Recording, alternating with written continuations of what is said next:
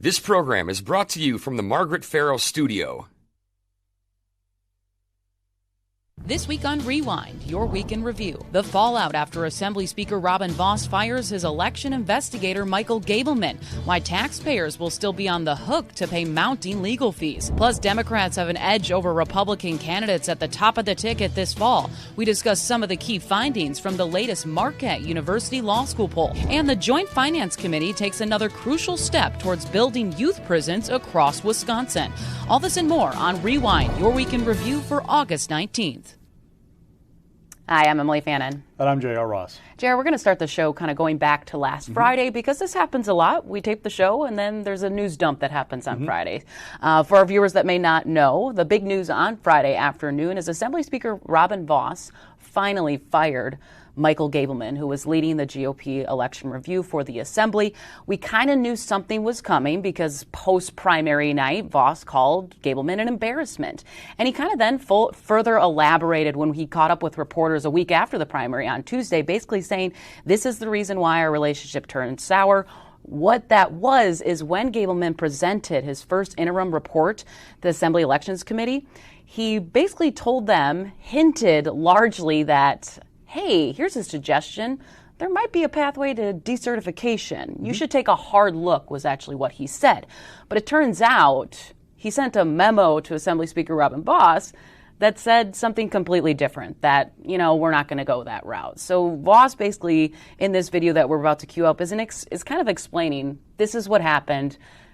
But, this is months ago. So he led this review to keep going. So let's take a listen first from Robin.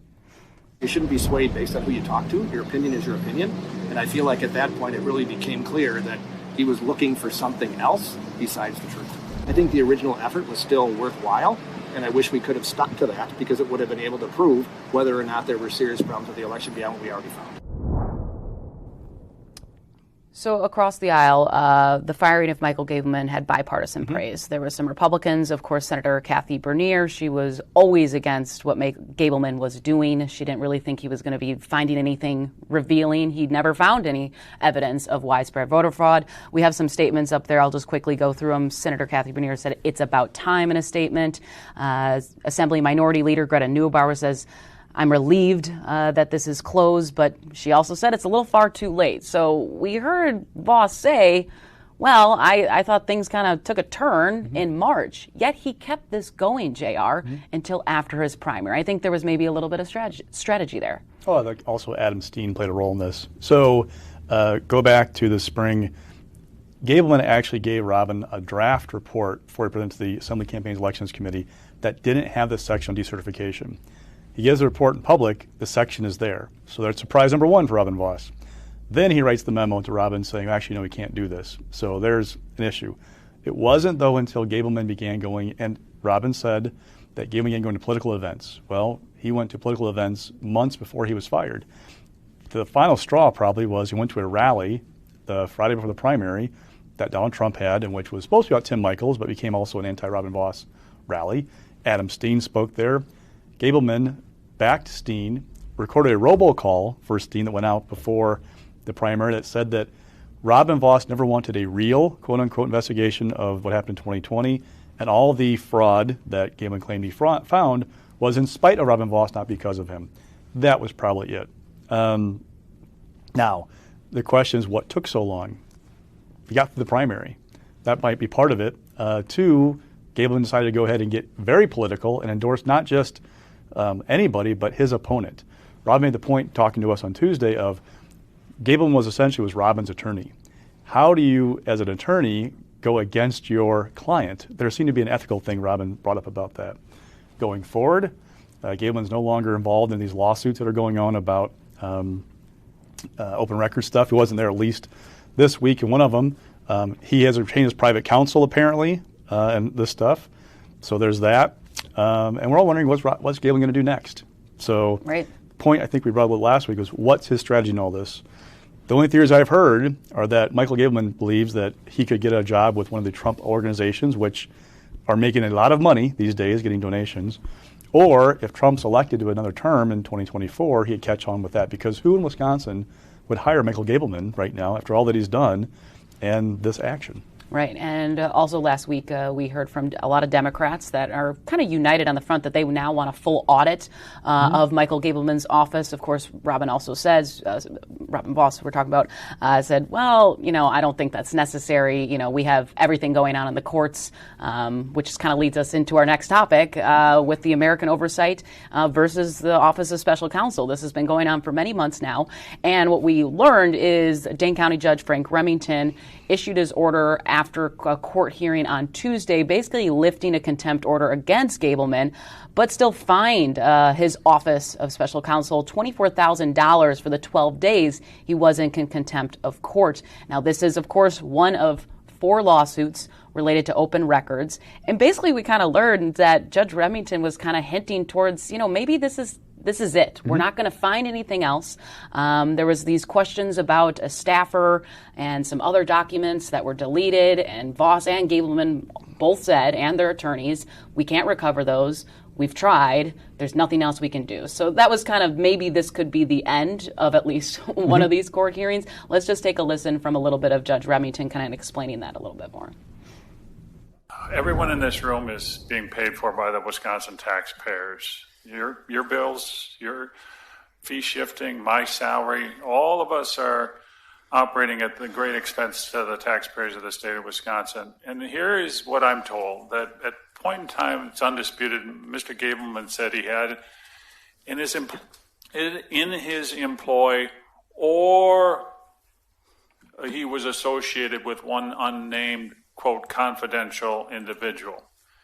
The public records law certainly expects, and certainly the government ethics require, that if an Office of Special Counsel, a subunit of the Wisconsin State Assembly, has a relationship with an individual, and especially if that individual is being compensated with taxpayer money, we ought to know who it is and whether, in fact, there was a contract or the like. This is yet one more example of a lot of questions that someone certainly should know the answer to, but perhaps not by anyone here in the courtroom this morning. So while this probe is over, of course, these legal fees are going to continue to go up.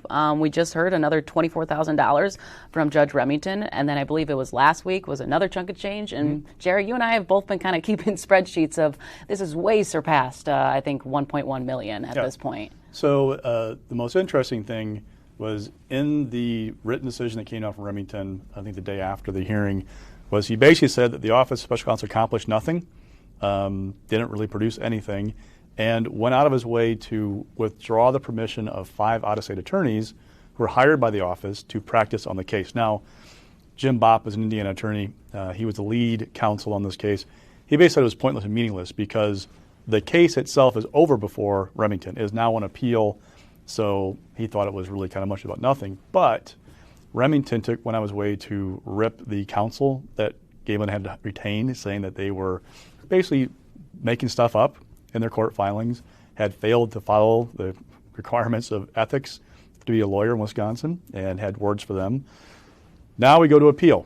On appeal, everything could go away. So the $24,000 in fines for being in contempt, that could go away. Legal fees could go away. So we're not sure that that's part of the actual price tag yet. But we were $1 million plus in mid-June. It's now August. We've had $260,000 roughly in attorney's fees awarded since then, plus the $24,000. So you can do some math. We're north of 1.3. Waiting for some more invoices from the Assembly to see where we're at this point. But this is also only one of several lawsuits going on. There are also going to be appeals. That means the price tag will keep going up because of legal fees to fight these things. Now, Robin also spoke about 2 things during our little gaggle on Tuesday. There was Gableman's effort to jail the mayors of Madison and Green Bay and other local officials, as well as the fight that Josh Call put up in Dane County to say you can't interview Megan Wolf, the state elections commission administrator, in private, must be in public. Robin said he will likely ask those to be basically dismissed because the thing is over. He wants to talk to attorneys first, but that would put those 2 things at rest. but keep the American Oversight lawsuits alive and on appeal for possibly quite a while. Yeah, so in total, I believe there's 6 lawsuits that are still ongoing, even though the probe is over. So we'll see what happens with those in the future. Staying on the topic of Robin Vos, basically his primary victory is being challenged by the man named Harry Waite, who openly admitted to committing voting fraud. He went into the My Vote system, requested absentee ballots for the Racine County mayor and Robin Vos. He did it maybe for other people. That's still unknown. But Waite is alleging that absentee ballots were not secure after falsely requesting ballots on other voters' behalfs. And he claims the votes in that 64th Assembly District were skewed because of delays in the final election results. However, JR, those election results really weren't that delayed. No. So Waite, you got to take what he says with a grain of salt. Also, a day after he blasted this victory, or the wanting to challenge Vos's victory, we also learned from Adam Steen, who was Vos's opponent in the primary. Vos only beat by 260 votes. Steen is now launching a write-in campaign to basically write his name come November on the ballot. Yeah, so let's start with this challenge. I'm not sure it's really a challenge. I don't know what else to call it, because he's saying there were problems. A problem, he says, that happened in the election, there were 303, I think it was, same-day registrations in the 63rd Assembly District. I have no idea why that's a problem, because in Wisconsin we have same-day registration. It is perfectly legal. He says there were delays that suggest there were algorithms at play. Now, I went and talked to the county clerk this week. The timestamps on all 4 runs. So some counties do it differently, but Racine County had 4 runs of results, and they timestamp each of those runs and then post them on the website. The timestamps for all 4 runs concluded earlier than they did 2 years ago for the August primary. So there was not a delay compared to 2 years ago. Compared to 4 years ago, it was like 5 minutes later. That's it for a couple of them. All right, there were 3 runs 4 years ago. No delay that we can see there. So these challenges, I'm not really sure it's a challenge. It was filed with several Racine County officials' offices. They forwarded it to the Elections Commission. I'm not sure what's going to happen with that. I'm not expecting a whole lot. The canvass concluded. The 260 vote margin was confirmed by the canvass. It has to be certified by the state. You can file for a recount actually you can't, because Steen finished more than 1% behind Vos, but you can challenge after the canvass is certified by the state. Steen is a write-in candidate. Write-ins have to register with the state by the Friday before the election to actually count their votes, because you can run to anybody. They're not going to go to the trouble of counting all the write-ins. They'll have scattering. What I'm wondering is, will the Democrats have somebody run as a write-in candidate? And then 2, will Democrats say, no, we're going to try and vote for Adam Steen to make Robin Vos's life difficult? I don't know if it'd be successful. Those things are very, very difficult to do. It's just one more headache for Robin going forward, but the chances of a write-in campaign being successful are not very high. Yeah, another thing, speaking of Vos, too, we asked him on Tuesday as well during that gaggle. He's still remaining speaker. Of course, they don't elect who that might be or make changes on certain committees until about probably January or a little bit before that, JR. But he also said as of now, State Representative Janelle Branchin is going to remain as the chair of the Assembly Elections Committee.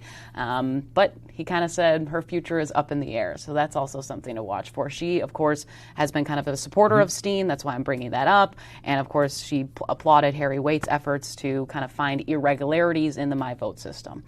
Now we got to shift on to the latest Marquette University Law School poll results. Let's start with the governor's race, Jer. No big surprise here. It's being labeled as a toss-up. And, Michaels kind of narrowed his lead a little bit when there was head-to-head matchups with Evers against the Clayfish, Rantham, and Michaels. Evers is at 45%. Michaels is at 43%. That is within the margin of error. And then Joan Bellinger, she's an independent candidate. She's got 7%. And then 5% did not give any choice. So, like I mentioned, very early on. But I think it just, as Charles Franklin, poll director, said, it just shows it's going to be a tight race. Yeah, a couple things to note. One, the independent Beglinger, 7%, I'll bet you $1 she won't get 7% come November. In August of 18, I looked, a Libertarian candidate in the Gov's race was getting 6% in the Marquette poll. He got less than 1% come November. It's more a sign of people kind of not happy with either choice right now. Also going back to 2002, when Ed Thompson got 10.4% of the vote as a Libertarian, no independent or third-party candidates cracked more than a point or two in a Gov's race in Wisconsin. So I don't think she's going to get very far in terms of the vote total. It's more a sign, again, of people kind of like, I'm not sure right now who I want.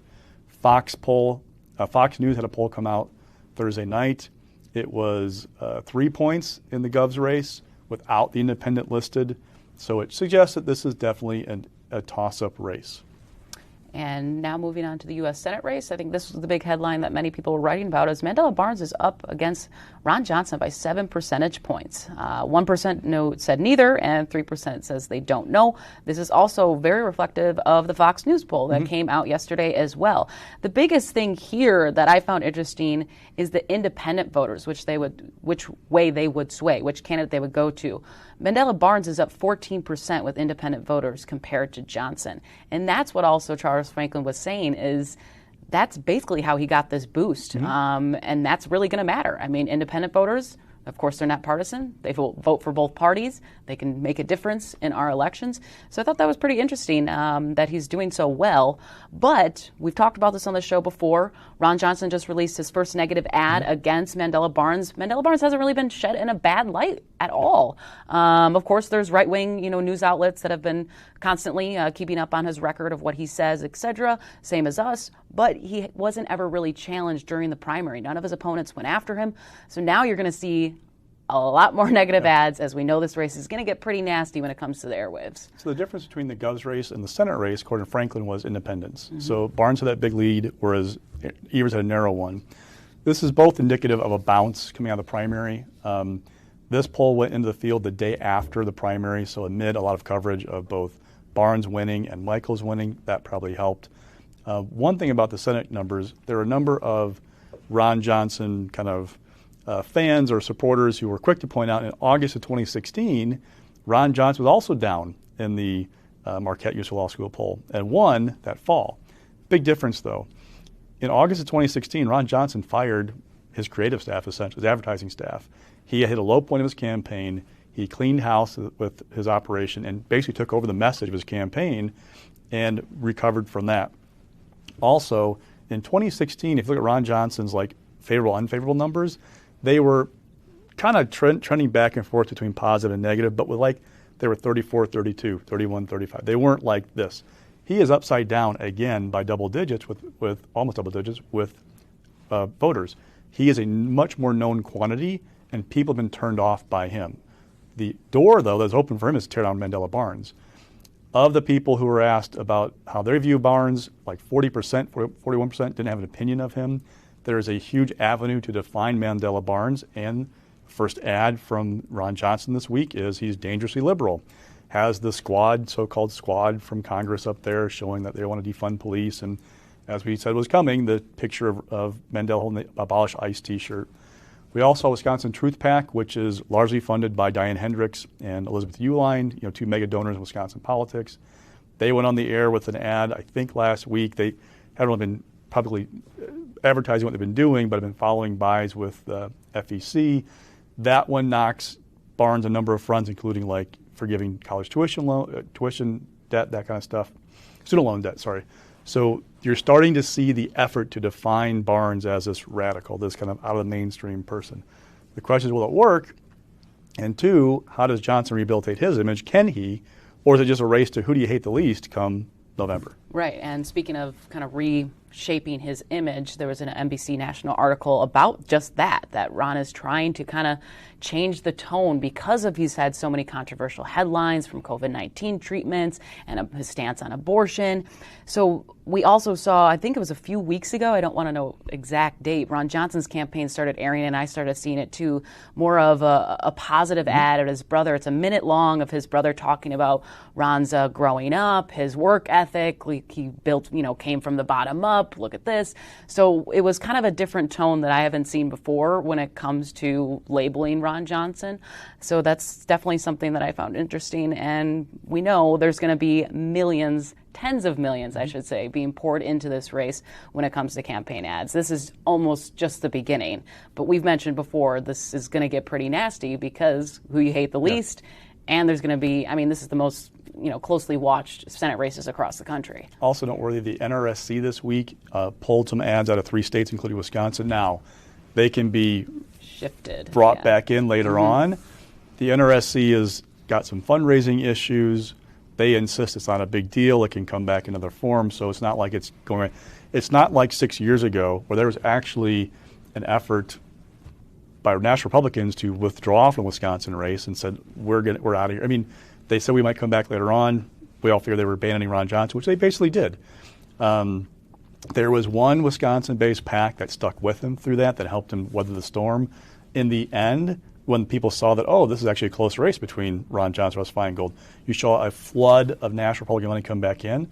It's part of why Ron Johnson doesn't really have any niceties for Mitch McConnell, because he won without Mitch 6 years ago. So he doesn't have any problem being on the side of Mitch McConnell leadership because he feels like, hey, I won in spite of you guys, not because of you guys. So just watch that. Do they come back in? I'm assuming they're going to do something for him. The question is how much compared to what they were doing before. Like, do they? And they're not abandoning him. It's not doing as much. Do they bring it back in? Yeah, we'll see.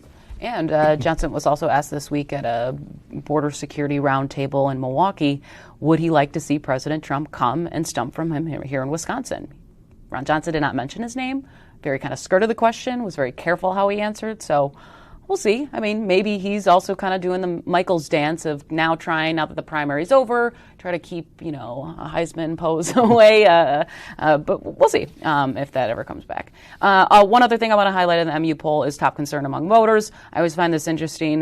But still, inflation is number one, followed by gun violence, crime. Coronavirus, 20%. Kind of like to see it. It's still out there right now, but fewer people are concerned. And then when you break it down by party, I believe it was Democrats said the top concern was climate change and gun violence. Then for Republicans was inflation and crime. So I also found that interesting, Jer.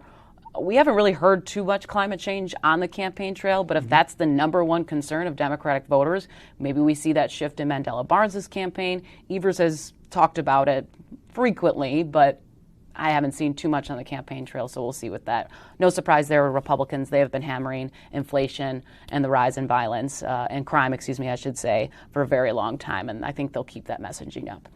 Another news this week is kind of another piece of the puzzle, JR, to the youth prison expansion here in Wisconsin. The Joint Finance Committee earlier this week approved $13.1 million for Milwaukee County on top of $15 million that has been previously allocated to secure a residential center. We followed up, I think it was last week, we mentioned that they have found a location in Milwaukee to start, moving, shifting, closing Lincoln Hills and having the youth come there.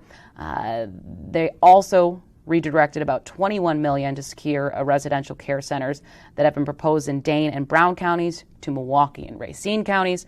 Then we have also the $28 million that will be used to renovate and expand the Vel Phillips Youth and Family Justice Center in Wauwatosa, while Racine is moving ahead with around $50 million for the Youth Detention Center.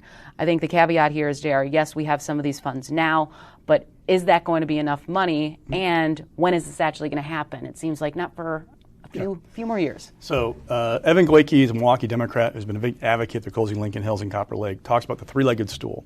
One leg is a new Type 1 facility, which we now have a site for at Milwaukee. That houses the most serious offenders in the youth system. The second leg is expanding Mendota, which is here in Dane County. That is basically geared toward treating those who have mental health issues.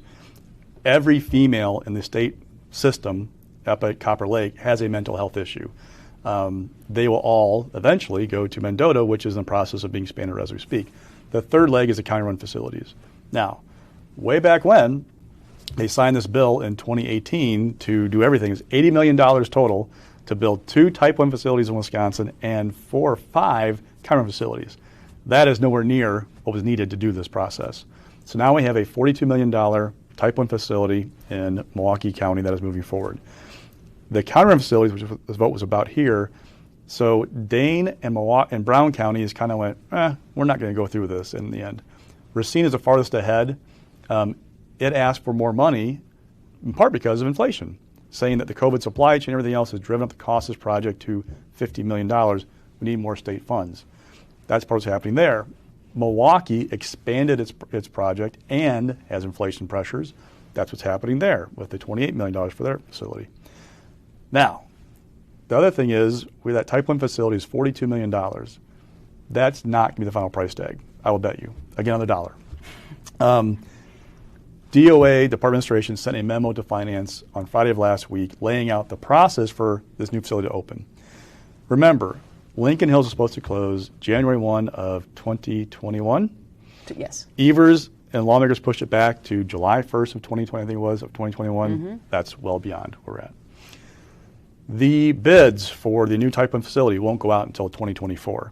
Construction will start after that, 18 to 24 months to complete the facility substantially. Another 90 days for true completion, which is furnished, everything works, like all nuts and bolts are in place. Do your math, at a minimum, it's going to be mid-2026 before this thing opens. 5 years after Lincoln Hills was supposed to close originally. It's $42 million right now for this facility. DOA sent a memo to state agencies back in May because we have a new budget coming up. They're already working on the one that's going to be introduced early next year. There's a capital budget, and DOA told agencies, you should assume for your cost projections inflation of 8% every 6 months through 2023, 4% every 6 months through 2024. Do some basic math. It's not going to start until 2024. We put aside $42 million now.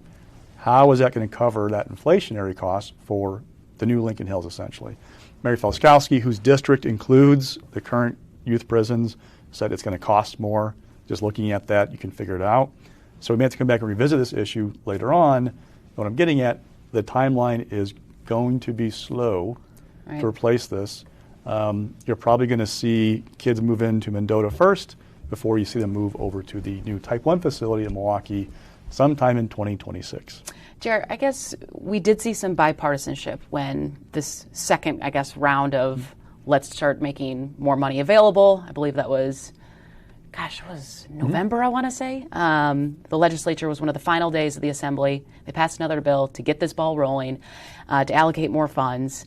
That was bipartisan. It was bipartisan back in 2018. Do we see this becoming political on the campaign season at all, or is it kind of, a done deal, even though we haven't seen the final product? There were Republicans I talked to when they signed off on doing the Type 1 saying, hey, this is now Evers' problem because he has to find a site in Milwaukee County, and that's part of his base. If he picks the wrong site, he's going to be in a lot of trouble. Mm-hmm. So let's get this thing done and push it through. If you look at the release that came out last week about the new Type 1, Lena Taylor praised the site selection. Lena was one of the biggest critics of the discussion of converting an existing facility for adults, a work release program, facility, into a youth prison. So that's not going to work. You're going to hurt people doing that. The fact they found this other site, and look, nobody wants a youth prison in their backyard, all right? You're always going to have mixed reaction from people who are near the facility. But you see almost universal praise from groups in Milwaukee of the site selected because it preserves that work release program. So that seems to be one issue off the table. Also, going back to Goyke with this, construction of the prison and the timeline, he said you can't cut corners on this facility. So yes, it's going to cost more in the end, but you don't want to do things the wrong way or try and scrimp because we have had such an issue housing youthful offenders in Wisconsin and their treatment, and also the danger to guards, who numerous ones have been injured. Right. Mm-hmm.